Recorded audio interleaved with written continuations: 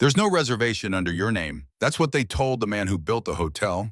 Marcus Bell walked into the Belmont Crown in worn shoes and a quiet coat. No entourage, no Rolex, just presence. But all they saw was a black man who didn't belong.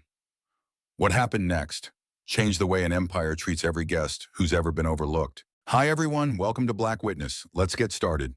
New York, 6:42 p.m. Lower Manhattan. The air was crisp, just cold enough to make you exhale through your scarf without thinking about it.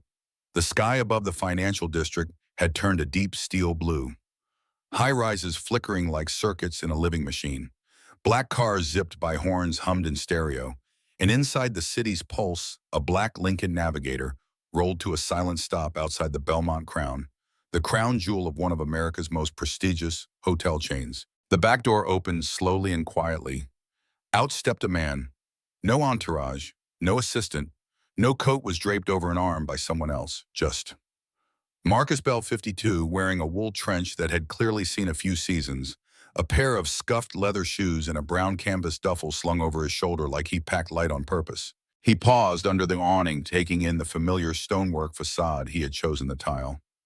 The steel inlay, the damn elevator tone when this flagship property was still scaffolding, and prayer. He'd walked every floor when it was drywall and dust, and now here it was, polished to perfection. No one recognized him. That was intentional. Marcus never played the part they expected. No flashy suits, no Rolex on the wrist, no loud declarations of ownership. He believed the real test of power wasn't how people treated you when they knew who you were. It was how they acted when they thought you were no one. He pulled the door open himself. No valet lunged, no doorman nodded. Inside the Belmont Crown, lobby glowed in warm golds and soft piano music, elegant without being excessive. Executives in wool coats clinked cocktails in the lounge. A woman in heels was negotiating loudly over Bluetooth. The staff moved like clockwork, polished, efficient, rehearsed.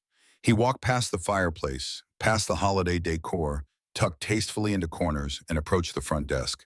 No fanfare, just calm, steady steps. Behind the counter was a woman who looked barely old enough to remember dial-up internet, pale skin, icy bob lipstick, perfectly drawn. Her name tag said, Kelly. She was busy typing something with deep concentration, likely a TikTok caption.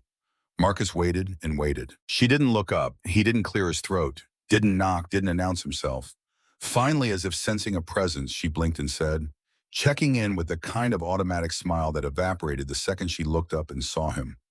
And that's when it happened, that tiny flicker in her face. It was quick, almost imperceptible, but he'd seen it 1,000 times in boardrooms, banks, and airports. That half-second recalibration when someone sees a black man who doesn't match the picture in their head of what wealth and authority should look like. She looked at his clothes, his bag, his skin. Her smile cooled by 5 degrees. Name, she asked already, sounding like she didn't expect it to be on the list. Marcus Bell. She typed, a beat, another beat. Her brow furrowed. I'm sorry, and I don't see anything under that name. Are you sure it's this hotel? Marcus just smiled. The kind of smile that said, you have no idea what you're about to step into. They say power is quiet, but what they don't say is how often it's ignored, especially when it wears the wrong shoes and the wrong skin. Kelly kept typing, face intent, as if the system was giving her trouble, but Marcus knew better. The system was just fine. The only thing running smoothly was the bias in this girl's head. There's no reservation, Kelly said flatly. Are you sure you booked the right hotel? Marcus tilted his head, eyes slowly scanning the way she leaned ever so slightly back in her chair, subconsciously creating distance, a small gesture. But it said everything about a certain worldview. He didn't smile, didn't explain.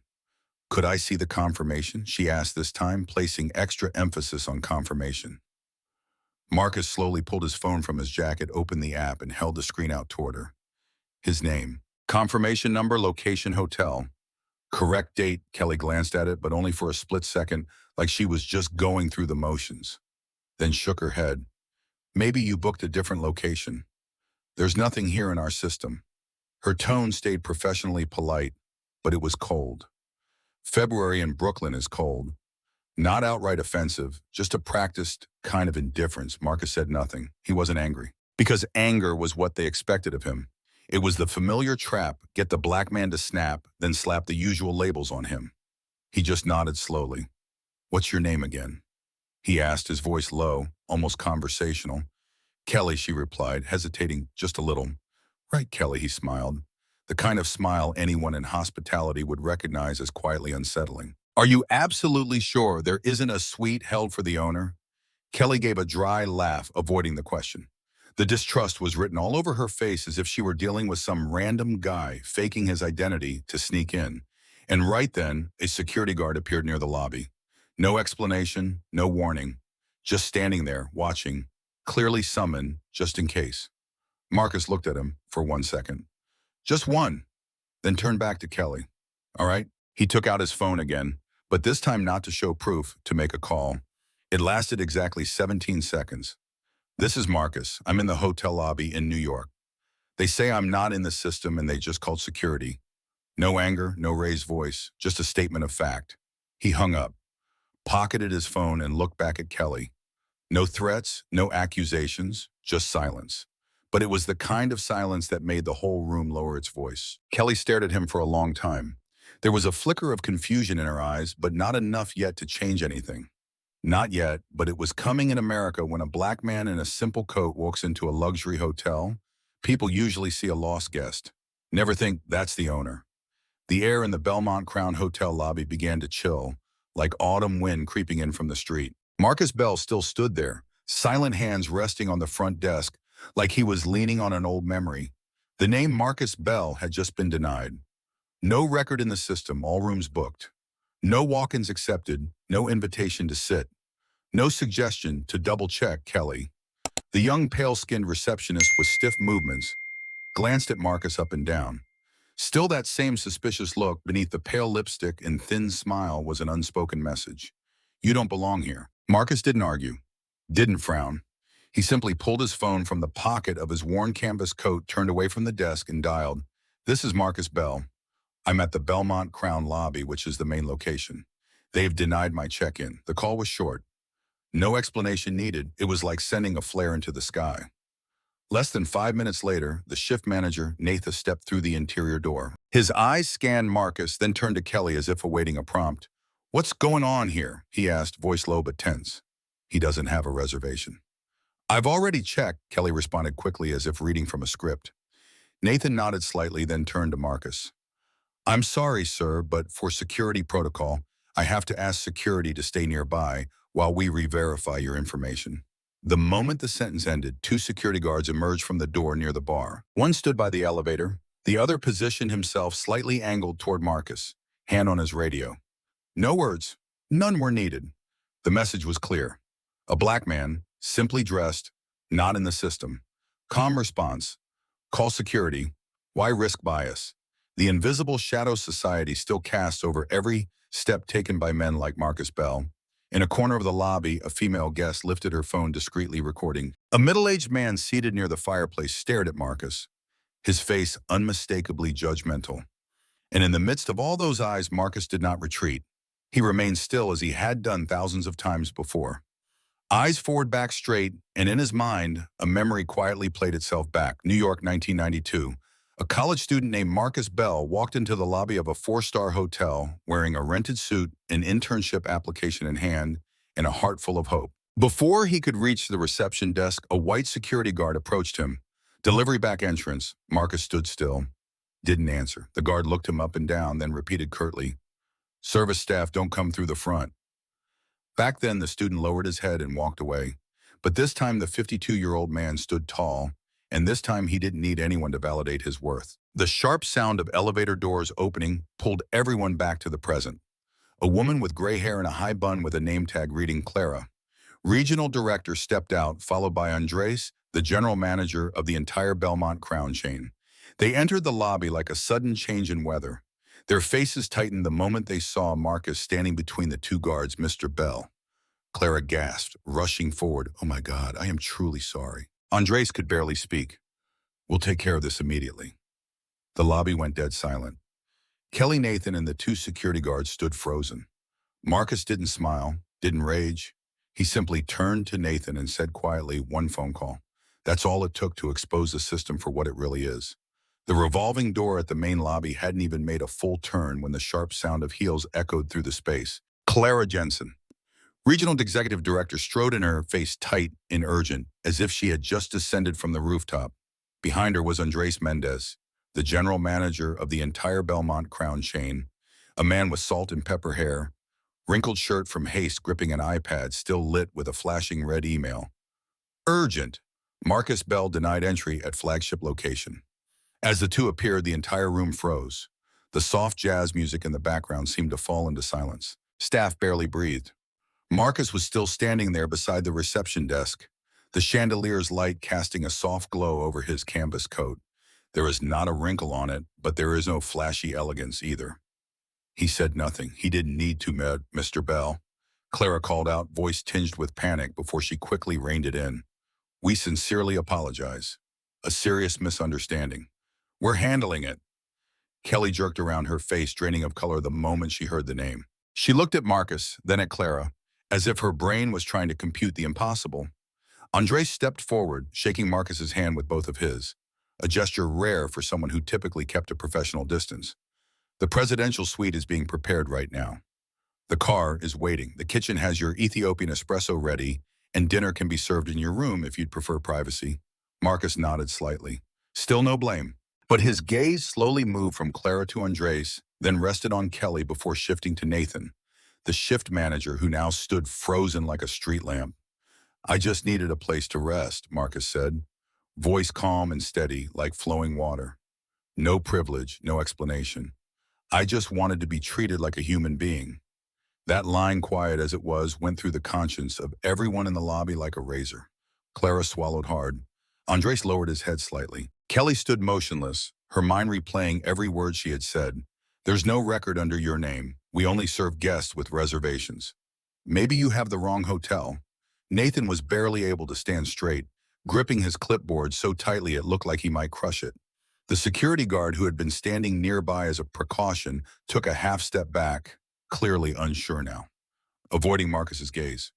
Just one phone call, Marcus said, eyes still locked on Kelly. That's all it took for everything to change. He turned to Andres, voice low but firm. Have you ever wondered what would have happened if I hadn't made that call? If I were just an ordinary black man standing here with a confirmation email? What would I have received? Andres tightened his grip on the iPad, unable to answer. The truth was clear and bitter. Clara stepped forward, voice unsteady.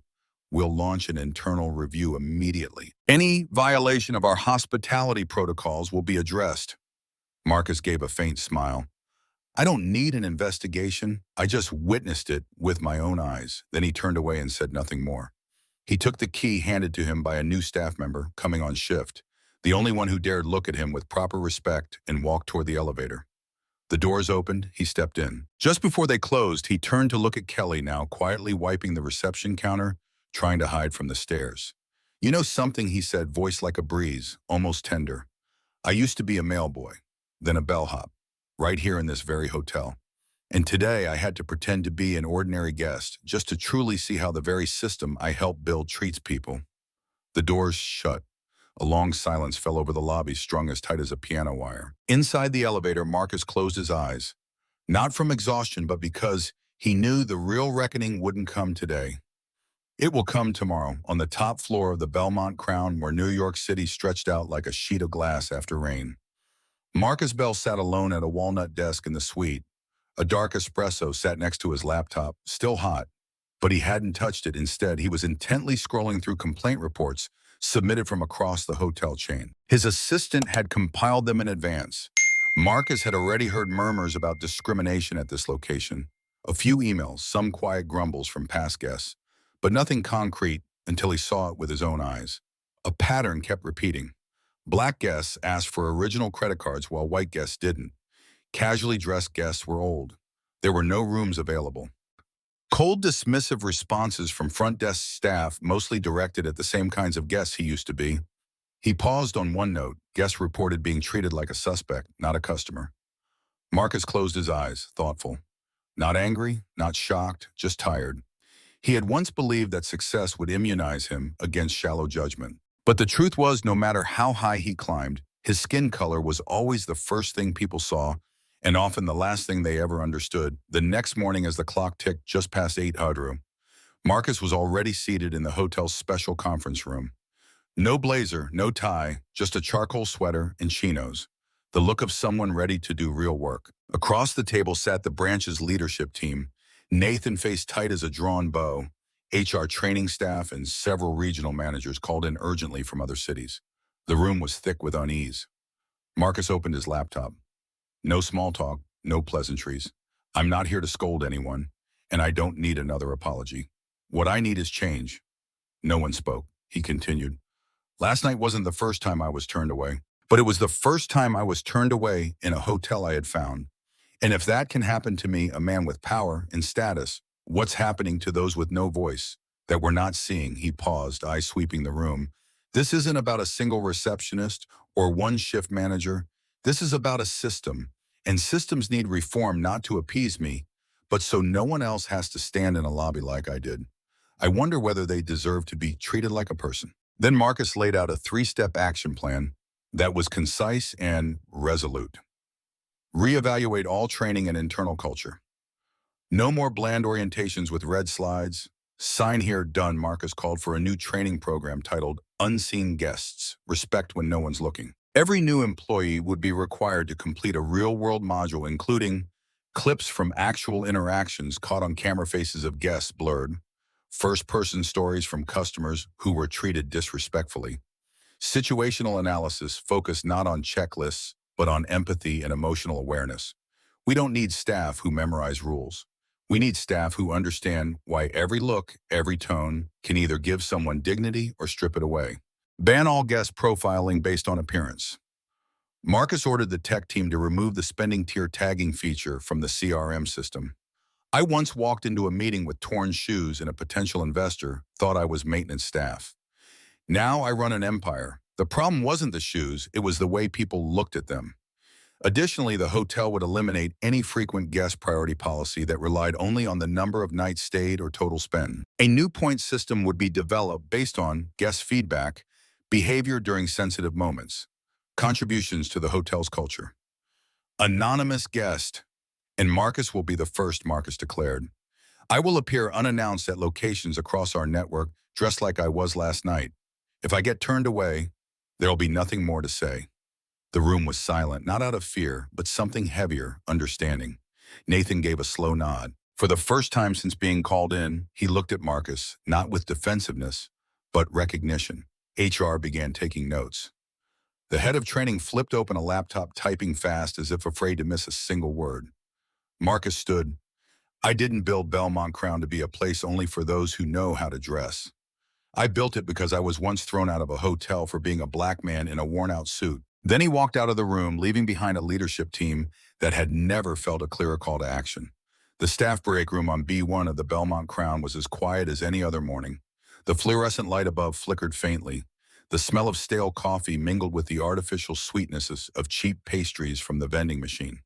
A long metal table, a few worn plastic chairs. In the corner, Kelly sat silently, hands tightly clasped. Her head bowed, eyes blankly fixed on a dried coffee stain on the table. Her shoulders trembled slightly. A sleepless night.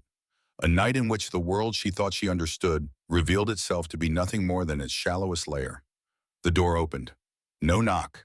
No need for one. Marcus Bell stepped in. A simple cardigan, face calm, neither heavy nor angry, just a silence that carried weight. Kelly shot up from her chair, flustered. Sir, I didn't know. Marcus gently raised a hand, voice low and steady.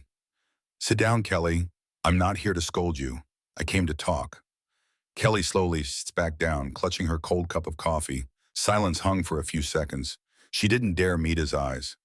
Marcus looked at her not harshly, not with superiority, but simply as a man who had been misunderstood his whole life, now fully present. He began, last night, when you said I wasn't on the list, when you looked me up and down and made a decision, I want to know in that moment, who did you think I was? Kelly pressed her lips together. She stammered. I thought maybe you were someone lost or someone pretending to be someone important. Marcus gave a slight nod. He wasn't surprised. He tilted his head slightly, as if testing for honesty. Why did you think I couldn't be me? He asked. Kelly lowered her face. Because you didn't look like the people I see on the cover of Forbes or CNBC. They're usually white tall wearing Rolexes. They don't come to hotels alone in sweaters and worn down shoes. A long silence. No one moved. Kelly could only hear her own heartbeat, while Marcus kept his gaze steady cold, but not soft either. Finally, he spoke. Did you know when I was 24, I worked the night shift as a janitor at a hotel in this very building? I scrubbed rust off faucets with a toothbrush. I brought leftover food home for breakfast. One time while I was cleaning a room, a white guest tossed me a $5 bill and said, I don't drink soy milk, take it. I didn't work in F&B, but I smiled, nodded, and left because I knew arguing wouldn't help me. And maybe the next day they'd replace me with someone whiter, someone easier to accept. Kelly looked up. Her eyes were red. Marcus continued, I'm not telling you this for pity. I'm telling you so you understand what you did to me last night. I've had done to me before, by a guest, by a manager, by a young receptionist, even younger than you. But what hurts more than anything is that I built this entire system so that wouldn't happen again. And yet it still did. Right here from the very first face a guest sees when they walk in. Kelly choked out, voice trembling. I'm sorry, truly, I didn't mean, I didn't think. Marcus leaned back, arms folded. I believe you. But the thing is, even unintentional actions have consequences.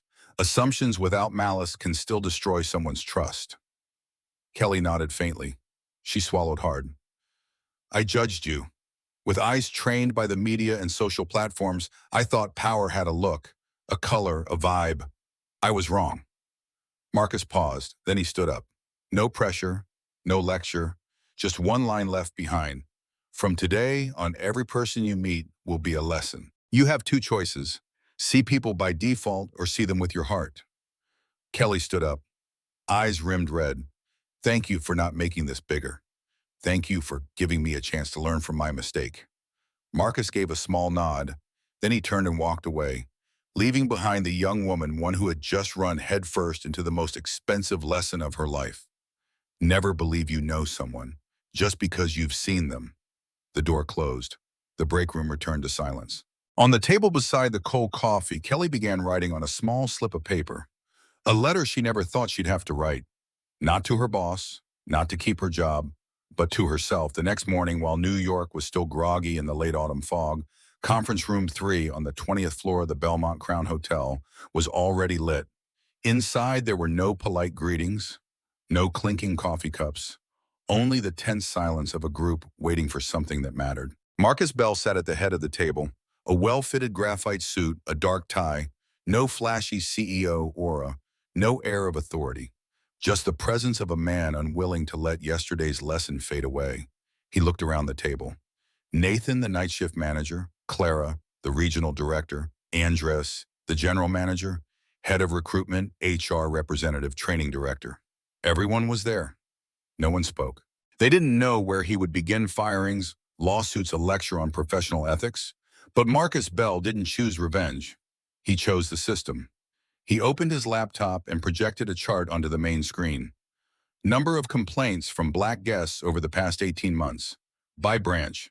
The room froze. On the chart, the red line represented black guests, the blue line, white guests. The contrast was stark. These are numbers no one wants to look at, Marcus said slowly, but they're real. And truth doesn't disappear just because it makes us uncomfortable. He changed the slide. These are the ignored responses, the complaints that were never logged, the guests who never returned. He turned toward HR. How do you feel knowing that out of 100 complaint emails, fewer than 20 were processed correctly, and that 80% of them came from people who don't match the ideal guest image we printed on our brochures? No one responded. The air thickened. Marcus continued now, turning to the head of training, those premium service training videos we show staff. Do they ever mention how to approach guests without judging their appearance? No, Kamim, the trainer replied quietly. Then we're not training people to serve, we're training them to profile. Marcus stood up. His voice wasn't loud, but it made everyone lift their heads. I'm not here to point fingers. I'm here to fix my own mistake, letting this system's culture drift on autopilot. I've been overlooked before. Yesterday, I was overlooked right in the place I built with the blood and bones of a black man who had nothing but the belief that he was worthy. He paused, emphasizing every word. And I did not build this empire to replicate the same prejudices that once buried me. He motioned to Clara, who handed him a thick folder labeled Full System Recovery Strategy, Executive Proposal. Marcus continued, starting today. Every branch of Belmont Crown will implement the Unseen Guests program, mandatory training on unconscious bias, prejudice, and equitable service. All guest feedback will be funneled into an anonymous analysis system. Every service denial will be color-coded by demographic data to track patterns of exclusion. We will eliminate the customer rating model based on appearance value. No more priority guest scores based on the brand of their shoes or watch starting next quarter. Marcus Bell and I will personally conduct anonymous visits to various locations. No advance notice, no assistance, no entourage. The energy in the room began to shift, not from fear, but from the weight of real responsibility. Marcus closed the folder and looked around the table. I don't want employees to memorize policies. I want them to feel them. I want them to remember the feeling of being doubted just for not fitting a template. I want them to understand that premium service isn't cold towels and free lemon water. It's in the eyes, the tone, and in what we choose not to say. That afternoon, back in the suite on the 26th floor, Marcus found a small note placed beside his espresso. It was from Kelly, handwritten, no embellishment. Thank you for not yelling at me. Thank you for seeing me as someone who can change. I won't forget that. And I won't repeat who I was yesterday. Marcus picked up the note, folded it carefully, and tucked it into his wallet. Not to keep as evidence, but as a reminder. Sometimes the thing that changes the world starts with a look that doesn't judge. That afternoon, a sleek black car glided silently down Park Avenue Sunset, stretching across its windows like a sheen of bronze. Marcus Bell sat in the back seat silent. Beside him, a cup of hot Earl Grey tea and a dark leather wallet with Kelly's handwritten note neatly folded inside, placed next to an old photograph of him standing at the construction site of his first hotel in Harlem. Outside New York drifted past like a silent film. Cold glass buildings, people rushing, suits are moving quickly. No one noticed that inside this SUV sat the man who had just restructured how an empire treats human beings. He wasn't looking for recognition. He never had. Marcus thought back to the first time he stepped into a hotel lobby in D.C. 1990, dark-skinned white shirt, scuffed shoes, stopped at the door, mistaken for a delivery guy. They didn't ask his name, they just asked. What are you dropping off? He was 21 then. A student, frustrated but silent. That feeling, humiliation, anger, powerlessness, never left him, and he had never allowed it to be repeated in the system he built. But yesterday it had happened again, right on the marble floor of a hotel bearing his name, not just to him, but to countless others like him every day. At JFK Airport, as Marcus stepped out of the car, the driver's eyes caught the edge of a name tag peeking from his luggage. Marcus Bell, founder, Belmont Crown Hotels. The driver hesitated. Mr. Bell, I've heard of you. I didn't think. He trailed off. Marcus smiled gently. Didn't think I looked like this? The man flushed, bowed his head. I didn't mean it that way. I understand. Marcus cut in softly. It's okay. We all carry images in our heads. The question is, do we have the courage to update them? In the first-class lounge, Marcus sat by the large window, watching planes take off one by one. The late-day sky turned purple and orange, casting a chapel-like stillness across the gray carpet. He opened his laptop and typed the final lines of an email to every employee across the system. We are not born with bias, but if we don't actively unlearn it, we become the reason people must dress up just to be respected. And I didn't build Belmont Crown for that world. I built it for one where everyone, regardless of where they come from or what they look like, is seen, because no one was born to be invisible. Marcus Bell, he hit send. At the departure gate, a brown-skinned girl around 10 years old turned to her mother and whispered, "Mom, that's the guy from the hotel movie." "That's right, honey, that's Marcus Bell." Marcus overheard and turned to the girl with a soft smile. "Hi there, do you like hotels?" "Yes, sir, I want to be a hotel manager when I grow up." Marcus leaned in slightly gently, resting a hand on her shoulder, his voice deep and warm. "Then promise me this. Be the kind of manager who makes every guest feel seen, no matter what they wear or who they are." The girl nodded seriously. Her mother squeezed her hand and nodded at Marcus, a nod full of gratitude and admiration. As the plane took off, Marcus closed his eyes, his shoulders relaxed. He didn't need glory. He needed a next generation that wouldn't have to walk into a hotel lobby and ask themselves, will they see me? Closing reflection. I used to believe that a big enough empire could block out prejudice, but I was wrong. No system is big enough to replace the awakening inside each person. I didn't build Belmont Crown for people to know my name. I built it so that people like me, those who've been ignored, misjudged, forced to prove their worth, would have a place where they didn't have to perform worthiness. Because the right to exist with dignity shouldn't be a luxury. And sometimes you don't need to shout to be heard. You just need to walk in with the quiet belief that you belong. Suppose you've ever been misjudged, overlooked. If you've ever had to prove yourself more than others just because you were different, share your story so those still walking silently will know they are not alone. And if this story reached you, leave a like, leave a comment, and remember, you don't need to shout to be seen. You just need to know who you are and keep walking. I love this story. Hit that like button and subscribe to the channel for more information. Don't forget to check out the video currently on your screen. You won't want to miss it. See you in the next one.